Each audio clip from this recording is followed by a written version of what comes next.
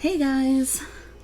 So I've been on a little bit of a health kick recently, so I've been kind of like researching a lot today and adding kind of random weird stuff into my diet, as some people might know do this. I tend to do this if I'm like trying to change and be healthier and like lose weight and stuff like that. Then I'll kind of go in the opposite direction and just start getting way too in detail about everything, which is what I'm doing. And but it's better than not caring at all. And I've got some stuff here written down that I'm trying out. So one thing I've got here is this is turmeric powder. And I've got a straw because I just got my teeth cleaned. And I don't really want my teeth to be orange. So I'm gonna drink this. And it's not all that much, but it's just straight turmeric. So, I mean, it's also water. And it's like not a whole lot of turmeric. But this is still not something that's gonna be super fun to drink. This, and also if you see like little black flakes in here, that is, as you might see here, on the whiteboard it says black pepper helps certain nutrients be processed by the body. Basically it just helps you digest nutrients better. So that's what these little black specks in here are. And this is just ginger and lemon and black pepper. So for the ginger, the benefits of that is it's anti-inflammatory, it eases pain, calms nausea, aids digestion. And all of this is just kind of like basic Google information. There's been a lot of studies done on ginger, I'm sure, so you'll have to do your own research into that. And I would imagine that you're not going to find anything like super crazy, but if you find a study result that's like really crazy, it's probably fake anyway. So small positive findings in studies are generally, to me, I think there's plenty of studies on ginger, but stuff like ashwagandha, which I do not have here, but I am taking that as well. As this is not as well studied, but there were some NIH studies, so you can check those out. So for the ginger tea, we've got the benefits of ginger. Of course, we got the black pepper to help us digest it, and also we have, what is it? We got some flavonoids in here that may lower the risk of heart attack or stroke. Like I said, check out the studies on that yourself if you'd like. I've just basically looked into this stuff surface level, and that's it. But anyway, here we go. I'm gonna start with this one because this one is hotter because I heated it up. And I think that's just comes down to personal preference. I feel like it works better if it's hot, and also I like tea, and this is not tea. This is like some kind of brew, a potion. This is like a potion. This is kind of just ginger tea with pepper in it.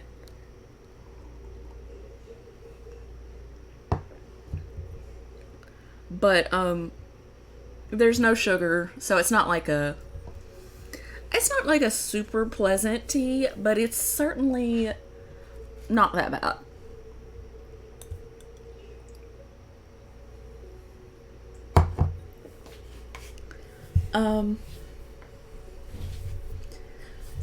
So I just put all this stuff up here for like, in case anyone's curious about the kind of stuff that I look into when I'm on one of these, in one of these moods.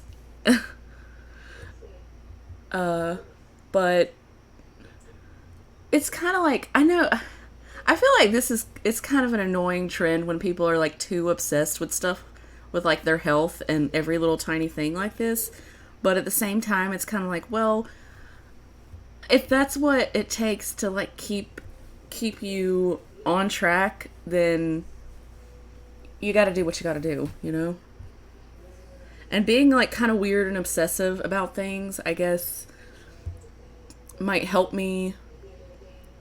Maybe it helps me like break some older habits, like things that I really that don't benefit me at all. In fact, might be causing me more problems than I know. Right now,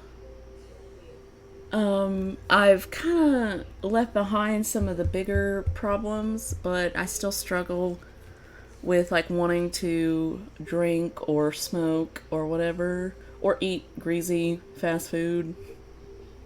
Of course, I just got Chinese tonight, so I can't say too much, but I didn't eat all that much of it.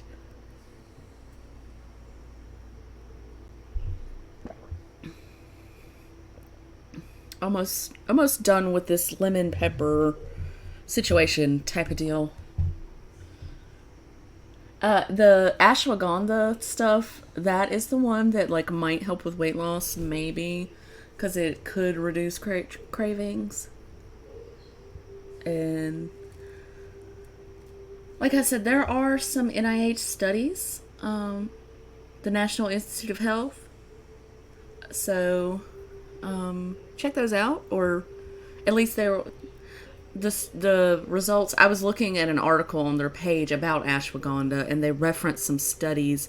So, considering it's the National Institute of Health, I would consider that kind of reputable. But at the same time, it's always best to just look at yourself and not trust what other people's sort of judgment is, because our standards of research and what I think of as that seems legitimate to me could be different than what you think is legitimate to you. And you might be a more critical and skeptical person than me, and that's good for you, and you can only do what's good for you. If you're not as skeptical and suspicious as me, then I suggest you start doing a little bit more research, because start doing your own research. There's a lot of reasons to be skeptical. So, okay, I'm almost done with this.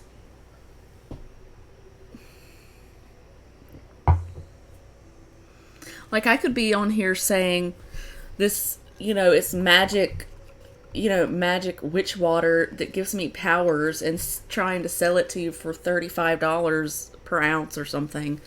I wouldn't do that, but you never know. If you don't check into things, and these chunks of black pepper are making this real, real fun. Okay. So, I'm not going to talk. I'm just going to drink this and hopefully not choke, because I'm going to try to avoid getting it on my teeth. So, cheers.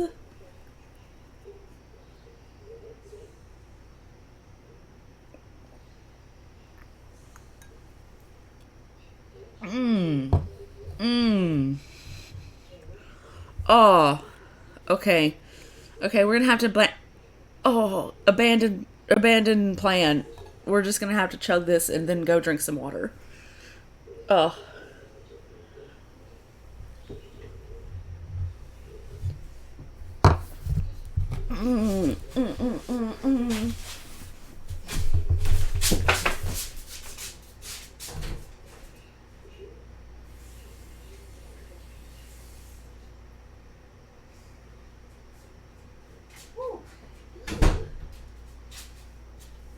Now that was icky.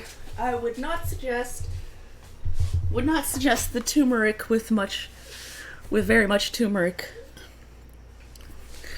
Buy the capsules. I couldn't find any of the capsules, so that's why I have the actual turmeric powder.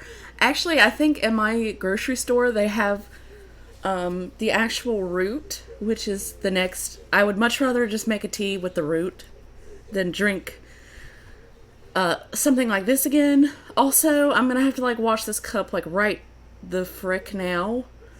Otherwise, it's gonna be all like orange. Anyway, that's it for today's video. I hope you guys have a good rest of your day.